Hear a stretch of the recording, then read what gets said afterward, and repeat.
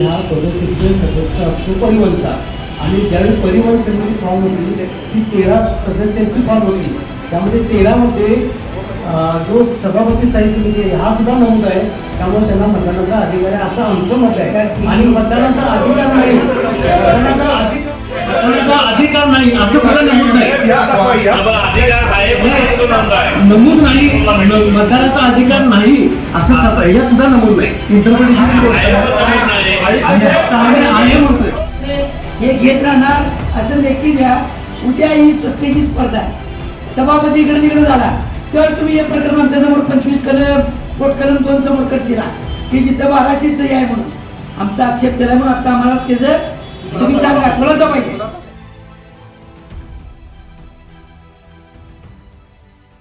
महानगरपालिकेच्या आज स्थायी सभापती, परिवहन सभापती, महिला बाल कल्याण सभापती आणि उपसभापती अशा निवडणुकीचा आज कार्यक्रम दिवस होता. त्यामध्ये परिवहन सभापती निवडणुकीच्या मध्ये परिवहन समितीच्या बरोबरीनं पहिल्यांदा स्थायी सभापतीची निवड झाली आणि त्या स्थायी सभापतींचं मतदान आज परिवहन सभापतीला घेण्यात आलं.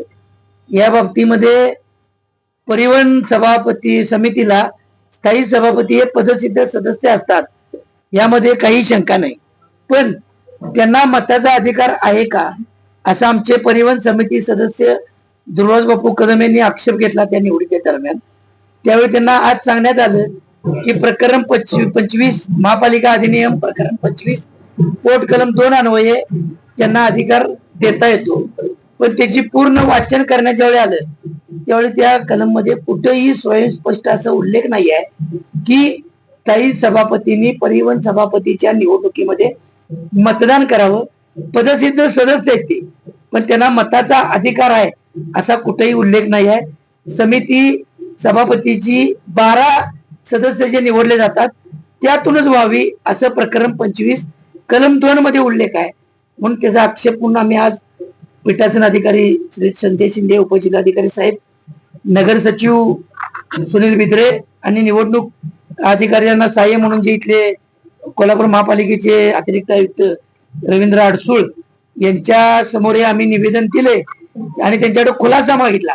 तर त्यांना खुलासा काय करता येणार त्याची तरतूद दाखवता येणार. तर त्यांनी आम्हाला सांगितलं याच्यावर आम्ही लिगल ओपिनियन घेतो, एकाला 2 वकिलांचं घेतो आणि तुम्हाला 2 दिवसात देतो. निवडणूक 8 आणि विरुद्ध 5 झाली तशी बलाबल प्रमाणे महायुतीकडे 7 आणि आमच्याकडे 5 अशीच व्हायला पाहिजे. 8वं मतदान आलं हे आमचा आक्षेप एवढ्यासाठी जर स्थायी सभापतींना मतदानाचा अधिकार जर तरतूद असेल हे त्यांनी जर दाखवलं तर इथून पुढच्या काळात पण ती तशीच राहावी यासाठी आमचं हे निवेदन आणि त्याचा खुलासा घेणार आहे. कारण याच्या अगोदरचे महापालिकेचे अनुभव वाईट आहेत. सत्ताधारी मुंबईत जे आदेश देतील त्याप्रमाणे काही वेळेला निवडीमध्ये बदल तासाभरात झालेले अनुभव आहेत. त्यामुळे आम्ही आता त्यांच्याकडे त्या पद्धतीनं खुलासा मागितला. उद्या कदाचित आमचा स्थायी सभापती झाला आणि यांनी त्याला मताचा अधिकार नाकारला तर म्हणून आम्ही आमचा आक्षेप आज नोंदवलेला आहे. तो काही विनाकारणाचा काय चुकीच्या पद्धतीने वगैरे नाही, कोणाला त्रास द्यायच्या हेतू नाही किंवा निवडीला आव्हानात्मक वगैरे नाही. पण तरतूद जी आहे ती कायमपणे त्याच पद्धतीने राबली पाहिजे यासाठी आमचा आक्षेप.